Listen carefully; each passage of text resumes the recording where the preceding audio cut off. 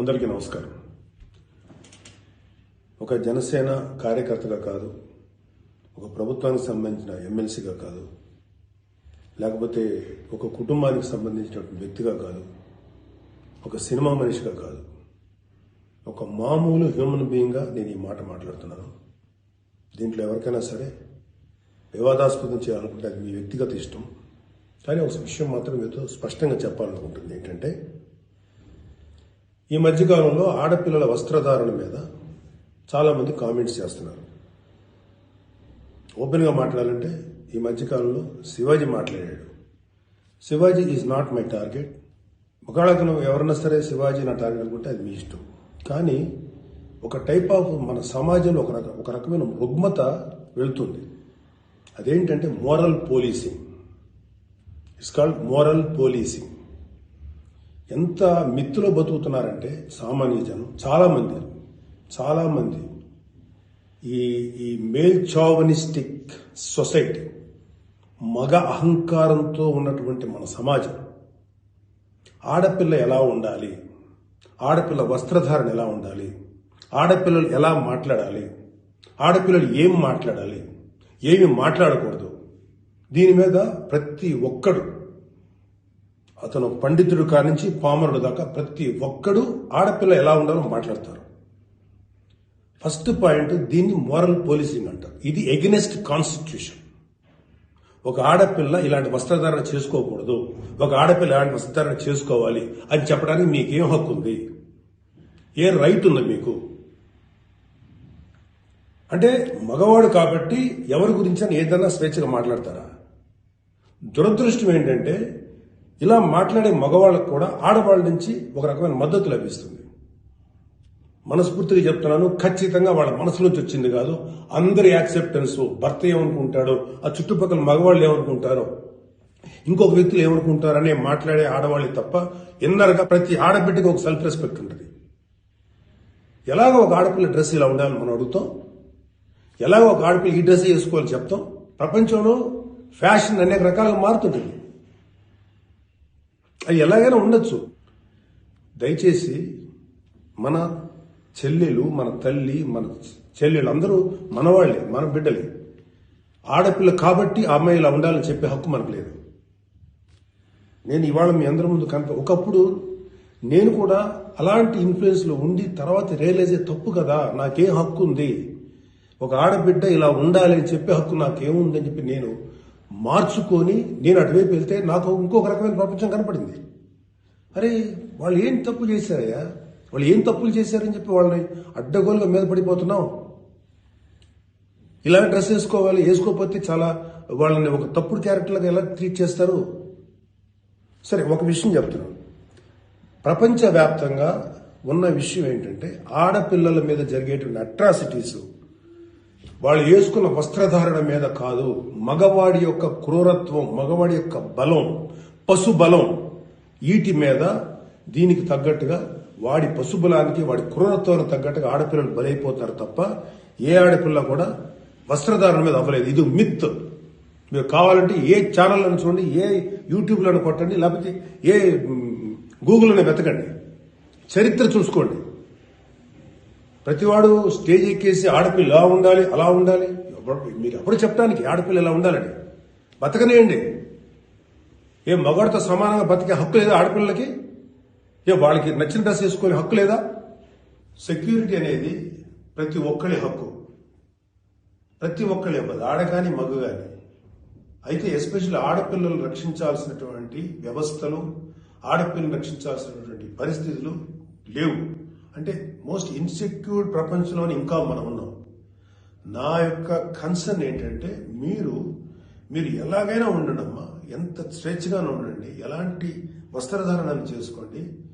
కానీ మీరు అది సెలబ్రిటీ అవనండి, సినిమా యాక్టర్స్ అవనండి,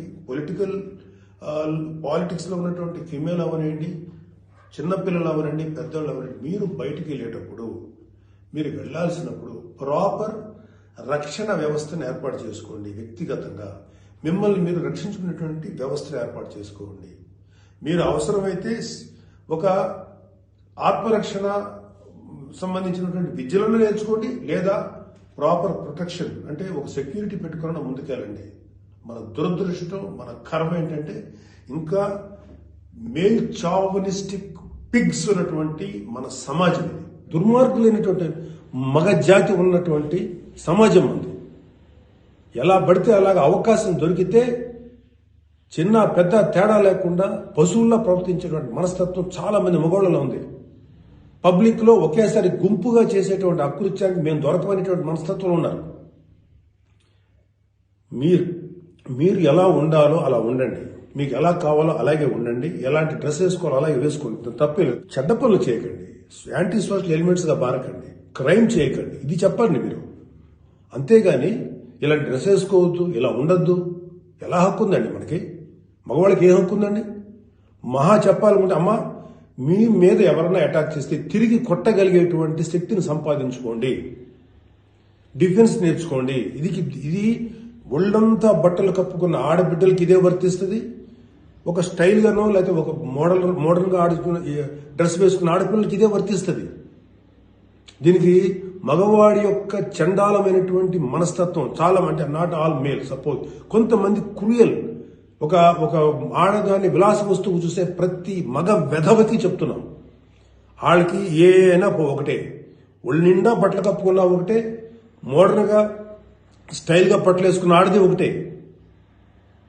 వాళ్ళు కొంతమంది గురించి ఆడపిల్ల ఇలా ఉండాలి అలా ఉండాలి చెప్పడానికి ఏంటి? మీరు ఒక్కసారి వడ్డాది పాపయ్య గారి బొమ్మలు చూసారా? మన అజంతా శిల్పాలు చూసారా?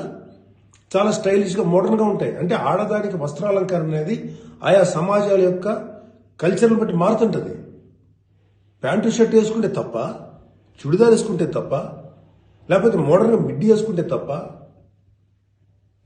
ఇది వాళ్ళ తప్పు కాదు. వాళ్ళకి సరిగ్గా రక్షణ కల్పించలేకపోవటం, రాజ్యాంగమైనటువంటి మన ప్రభుత్వ వ్యవహారం వాళ్ళకి సరిగ్గా రక్షణ కల్పించకపోవటం ప్రభుత్వ వైఫల్యం అవుతుంది. దాన్ని ఎంకరేజ్ చేసి దాన్ని అడ్డుగా తీసుకొని ప్రభుత్వం యొక్క వైఫల్యాన్ని అడ్డుగా పెట్టుకుని దాన్ని చెల్లరిగిపోయే దుష్కర మూకల యొక్క పని తప్ప ఆడపిల్లల తప్పు కాదు. ఆడపిల్లలు వేసుకునే డ్రెస్సు వల్ల ఆడపిల్లల మీద అత్యాచారం జరుగుతుందని మీరు మీ పనికి మాలిన కామెంట్లను సపోర్ట్ చేసుకుంటూ మాట్లాడే మాట ఇది. మారిపోతుంది సమాజం. ఏఐలోకి వచ్చాం మనం, ఆర్టిఫిషియల్ ఇంటెలిజెన్స్ లోకి వచ్చాం. ఇంకా ఆడపిల్లలు ఇలాగ ఉండాలని చెప్పి మనస్తత్వం ఉన్న మగవాళ్ళని ఖండించండి. ఇన్ని కబుర్లు చెప్తున్నారు. నేను ఒకసారి లాంగ్ బ్యాక్ చెప్పాను, ముగ్గురు మహానుభావులు మాట్లాడిన మాటలు చెప్పాను. వాళ్ళు ఇలాగే కామెంట్ చేశారు. అప్పుడు వాళ్ళకి ఆన్సర్ చెప్పాను. ఇప్పుడు మళ్ళీ చెప్తున్నాను, ఆడదాన్ని అవమానించిన ఏ ఒక్కడు కూడా బాగుపడలేదు. మన పురాణాల ప్రకారం ద్రౌపదిని నడి సభలో అవమానించిన ప్రతి కౌరవుడు సర్వనాశనం అయిపోయాడు, ఇంక్లూడింగ్ భీష్మాచార్యుడు, ద్రోణాచార్యుడితో సహా. ఇప్పుడు నేను మాట్లాడినాక నాకు 100 కామెంట్లు పెడతారు మీరు, నాకు తెలుసు. అయినా నేను నా వాయిస్ ఓపెన్ చేయకపోతే తప్పు చేసినాను అవుతాను. చాలా మంది ఆడబిడ్డలు వాళ్ళు ఎన్ని బాధలు పడి ఎంత చేసి ఇలా ముందుకు వస్తున్నారు. వాళ్ళకున్న వ్యక్తిగత సమస్యలు ఉంటాయి. ఒక ఆడపిల్లకి సంబంధించినటువంటి ఎన్నో రకాల ఇష్యూస్ ఉంటాయి. అటన్నింటినీ కాదనుకుని సమాజంలో కొంచెం బతుకుతున్నారు. ఐఏఎస్లు అవుతున్నారు, ఐపీఎస్లు అవుతున్నారు, లేకపోతే పెద్ద పెద్ద పొజిషన్స్ లో ఉన్నారు, సినిమా ఇండస్ట్రీలో ఉన్నారు, లేకపోతే క్రియేటివ్ ఇండస్ట్రీలో ఉన్నారు, పెద్ద పెద్ద వ్యాపార సంస్థలో ఉన్నారు. ఆడదాన్ని గౌరవించిన ప్రతి ఒక్కడు గొప్పోడయ్యాడు. గొప్ప గురించి కూడా మాట్లాడు. రెస్పెక్ట్ ఇవ్వండి అయ్యా మా తోటి ఆడపిల్లలకి.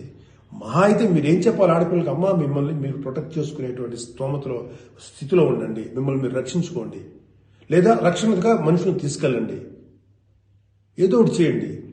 కాకపోతే ఏంటంటే మీకు ఇంత చుట్టుపక్కల ఇంత కరుడు గట్టినటువంటి దుర్మార్గమైన కామాంధులైనటువంటి సమాజంలో కొంతమంది ఉన్నప్పుడు వాళ్ళని మిమ్మల్ని మీరు రక్షించకుండా ఏర్పాటు చేసుకోండి. మీకు ఒక తమ్ముడు గానో, ఒక అన్నగానో, ఒక తండ్రి గానో, ఒక సోదరుడు గానో, ఇది నా రిక్వెస్ట్ తప్ప మీరు ఇలా ఉండాలని మాత్రం చెప్పటం పెద్ద క్రైమ్. ఆడపిల్లలు ఉండాలని చెప్పేది పెద్ద క్రైమ్, వెరీ బిగ్ మిస్టేక్. ఇది ఇలాంటి దాన్ని మాట్లాడినందుకు ఒక వ్యక్తి యొక్క వ్యక్తిత్వం పక్కన పెడితే ఇలాంటి మాట్లాడినందుకు ఈ మాటలు సపోర్ట్ చేసేటువంటి స్త్రీల గురించి నాకు బాధ అనిపిస్తుంది. ఇలా మాట్లాడతారా? మీ తోటి ఆడపిల్లను ఒకడెవడో అంటే వాడికి సపోర్ట్ చేస్తారా మీరు? అలాంటి దుర్మార్గమైనటువంటి ఆలోచన సపోర్ట్ చేస్తారా? కమాన్, మా బయటకు వచ్చి ఓపెన్ చేయండి, మీ మౌత్, మీ వాయిస్ ఓపెన్ చేయండి, ఫైట్. ఈ చాదస్తపు మెంటాలిటీ ఉన్నటువంటి మగ వేదవులకి ఇలాంటి ఆలోచించే సన్నాసులకి, అలాగే ఇలాగ దాన్ని సపోర్ట్ చేసే పిచ్చి వాళ్ళు ఆడవాళ్ళు, ఆ మగవాళ్ళ యొక్క అణిచివేతకు గురైతున్న ఆడవాళ్ళు మాట్లాడే మాటలకి మీరు ఎదురించి మాట్లాడమ్మా. Please come and voice out. ఎంతసేపటికి సమాజంలో ఇలాగా ఆడబిడ్డలు విక్టిమ్స్ అయిపోయారు, ఎన్ని రకాలుగా అవమానించబడుతున్నారు, హింస చేయబడుతున్నారు, హింస పెట్టబడుతున్నారు. వాళ్ళని మీరు సపోర్ట్ చేయాలి. వాళ్ళని సపోర్ట్ చేయకుండా వాళ్ళ మీద అట్రాసిటీస్ చేసే వాళ్ళని సపోర్ట్ చేస్తారేంటి? ఆడబిడ్డలు కదా, ఎవరైతే నష్టపోయారో వాళ్ళు కదా మీరు సపోర్ట్ చేయాలి. ఒక మాల్లో ఒక ఆడబిడ్డ మీద అవమానించిన ఆ మగాళ్ళని కెమెరాలో పట్టుకొని ఎవడెవడో ఎరగదీస్తే, మధ్యలో ఎరగదీస్తే చెప్పుతో సెంటర్లో కొట్టుకుంటూ తీసుకెళ్లాలి కదా. అది కదా మీరు చేయాల్సిన పని. వాళ్ళని అడగాలి కదా, వాళ్ళని శిక్షణ చెప్పాలి కదా. నువ్వు జాగ్రత్తగా ఉండి ఎంత జాగ్రత్తగా ఉండాలి? ఎందుకు ఉండాలి? ప్రతిసారి ఎప్పుడు విక్టిమ్ అయిపోయిన ఆడబిడ్డల మీదే మీరు క్రైమ్ నేరం మోపుతుంటే, వాళ్లే తప్పు అంటుంటే అంటే పర్లేదు, ఆడబిడ్డల మీద క్రైమ్ చేసిన తప్పులేదు, వాళ్ళు జాగ్రత్తగా ఉండాలి, మగవాళ్ళ మాత్రం ఏమనకూడదా? వాళ్ళకి చెప్పండి. దుర్మార్గం చేసిన ఆడబిడ్డల మీద దుర్మార్గం చేసిన మగవేదలు చెప్పు తీసుకుంటా మాట్లాడండి మీరు దమ్ముంటే. అంతేగాని ఎవరైతే నష్టపోయారో వాళ్ళను అనకండి. ఆ స్థానంలో మన బిడ్డలుంటే ఎంత బాధపడతారో అది ఆలోచించండి. ఈ మోరల్ పోలీసింగ్ నుంచి మీరు బయటపడేదాకా మీరు మనుషులు కాదు. Moral policing is a bloody nasty thing. ప్రపంచం అంతా ఆడబిడ్డలంతా సఫర్ అవుతుంది మోరల్ పోలీసింగ్. ఈ మోరల్ పోలీసింగ్ ఎక్కువ ఆడపిల్లల మీద రుద్దపడుతుంది. ప్రపంచవ్యాప్తంగా ఆడపిల్లల మీద రుద్దపడుతుంది. ఎవరైతే సమాజంలో గొప్పగా మాట్లాడుకున్న వ్యక్తులు ఉన్నారో వాళ్ళకి చెప్పండి. వాళ్ళందరూ వచ్చి మాట్లాడాల్సిన అవసరం ఉంది. ఎంతకాలం ఆడపిల్లల మీద ఈ అణిచివేత మీరు అవలంబిస్తారు? ఎంతకాలం వాళ్ళు అణిచివేస్తారు? అలా అని చెప్పి సాంప్రదాయాలు వదలమని చెప్పలా. మీరు సాంప్రదాయాలు ఫాలో అవ్వండి, రిచువల్స్ ఫాలో అవ్వండి, మీ గౌరవనీయమైన మీ మతాల్ని ఫాలో అవ్వండి. కానీ స్వేచ్ఛ, డ్రెస్ అనేది ఒక వ్యక్తిగత స్వేచ్ఛ. ఒక ఆడపిల్ల ఎలా కనపడాలి, అందంగా కనపడాలి అనుకోవటం తప్పులేదు. అది అమ్మాయి యొక్క వ్యక్తిగత విషయం. అమ్మాయి మితిమీరి ప్రవర్తిస్తే లా అండ్ ఆర్డర్ ఉంది, లా అండ్ ఆర్డర్ చూసుకుంటుంది. అలాంటి ఆడపిల్లలకి రక్షణ కల్పించడంలో విఫలమైనటువంటి రక్షణ వ్యవస్థ ఏమో తప్పు అవుతుందేమో, కానీ ఆడపిల్లలు తప్పు కాదు. ఆడబిడ్డలకి నాలాంటి వాళ్ళు కొంతమంది ఉన్నాం, ఇంకా చాలా మంది ఉన్నాం. అదే చెప్తున్నాడు, మీకోసం మేము ముందుకు వస్తాం, మాట్లాడతాం. యాక్చువల్గా నాకు ఎవరు మాట్లాడతారు ఏదో, నేను మాట్లాడాల్సిన టైం ఇది. This is my responsibility towards women. ప్రతి తల్లి, ప్రతి బిడ్డ ఆడది లేకపోతే మగాడు లేడు కదా. ఎలాగ మనం ఒక ఆడపిల్లను అవమానిస్తాం? ఒక ఆడపిల్లను అవమానించినప్పుడు నా తల్లి గుర్తురాదా, నా చెల్లి గుర్తురాదా, నా బిడ్డ గుర్తురారా? ఇదే చెప్తున్నాను. ఇలాగ ఎవడైతే సమాజంలో ఆడపిల్లలు ఇలా ఉండాలని చెప్పారో వాళ్ళకి చెప్పు తీసుకొట్టేలాగా మీరు సమాధానం చెప్పకపోతే, ఇప్పటికైనా మీరు వాయిస్ అవుట్ చేయకపోతే మిమ్మల్ని మీరే నష్టపరుచున్నట్టమ్మా. ఇవాళ నేను వచ్చి మాట్లాడుతున్నా కదా, ఒక మీ తోటి తండ్రి అనుకోండి, తమ్ముడు అనుకోండి, అన్న అనుకోండి, ఏదో అనుకున్నాను మాట్లాడుతున్నా. మీరు ఇప్పటికైనా మీరు బయటకు వచ్చి మాట్లాడండి. ఖచ్చితంగా ఇవాళ నాకు I have to appreciate women commission. వాళ్ళు ఫైట్ చేస్తారు, అడుగుతున్నారు. అలాగే కొంతమంది ఆడపిల్లలు అడుగుతున్నారు. అడిగే వాళ్ళని తప్పంటారండి, నాన్ సెన్స్. ఫైట్ చేయండి అమ్మా, మాలాంటి వాళ్ళు మీకు ఎప్పుడు సపోర్టే ఉంటాం. Please fight against this inhumanity. ఈ దమనకాండకు వాళ్ళకి ఈ దుర్మార్గం ఆలోచనకు మీరు ఫైట్ చేయడమ్మా. But come out, voice out please తల్లి. నమస్కారం.